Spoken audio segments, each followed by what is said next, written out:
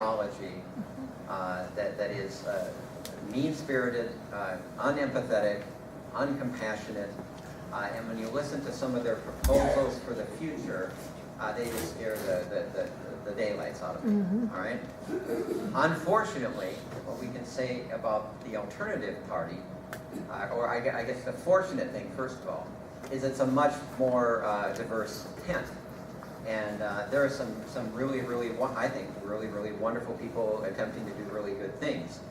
But one of the books that I cite in my book is a really powerful book called Winner Take All Politics that looks at how politics functions in our country and explains why we're so unequal now in terms of politics. And they say essentially what we've seen over the last 30 years is a system put in place that was designed to transfer wealth from working class people to the richest 1%. And it's worked really well.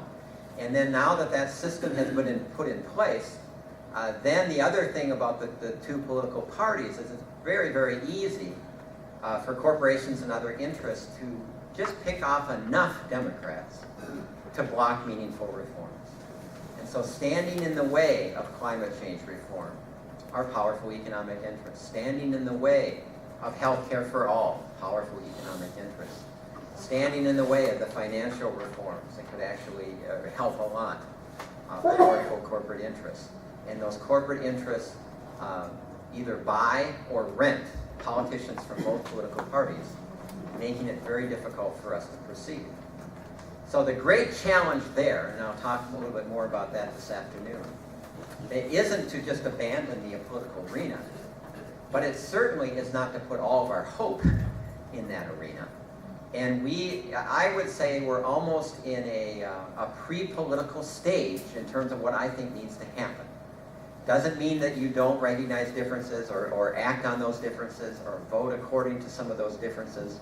But it does mean that if we're not engaged in activities in what we do that is challenging that deeper culture of militarization and war, that is challenging that belief system rooted in fear and violence.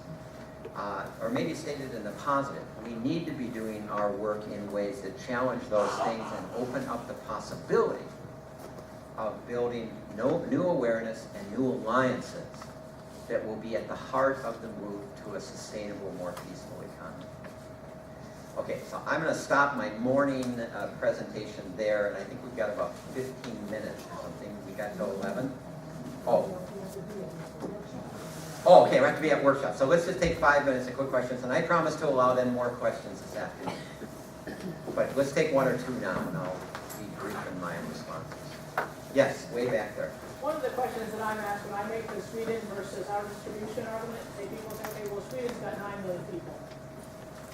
Yeah, but So help me answer that one. Well, I think we can say, how many people does Minnesota have? Less than 9 million. Less than 9 million. You know, so a lot of this will take place because of values and priorities at a national scale. But in terms of governance, we're smaller than Sweden. And I'd also say that you know, here's what I'll talk a little bit about this afternoon.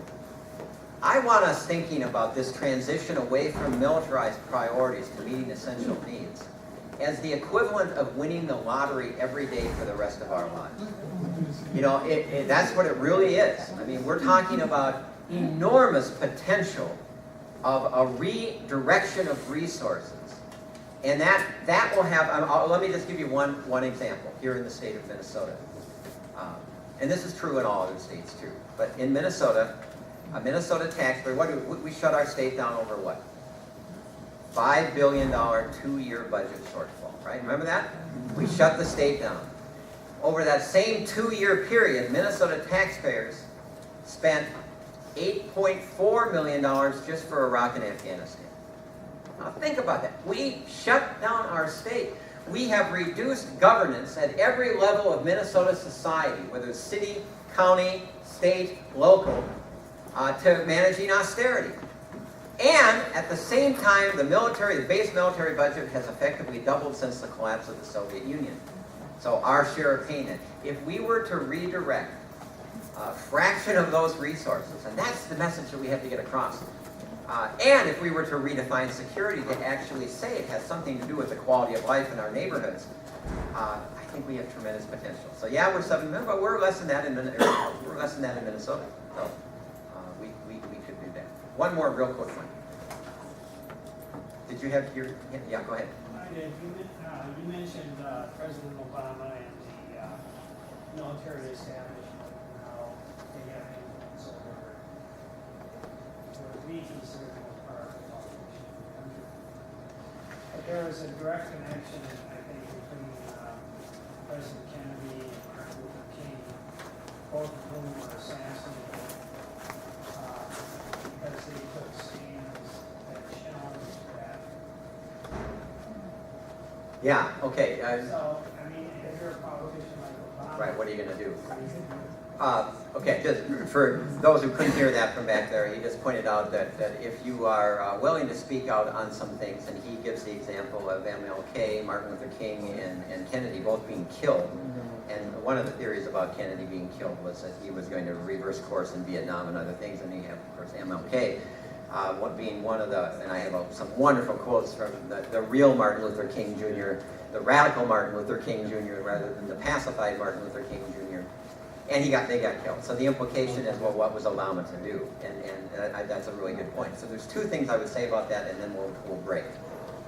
One is what I wish Obama would have done, and I think actually what the country might have been ready for. He was elected because of what I call we were coming out of the period of the Great Revulsion. And I think he blew an opportunity. But I can't blame him for not, in light of what you said. But what we needed him to do was to say, get the hell out of my office, and call a press conference immediately and tell the American people why.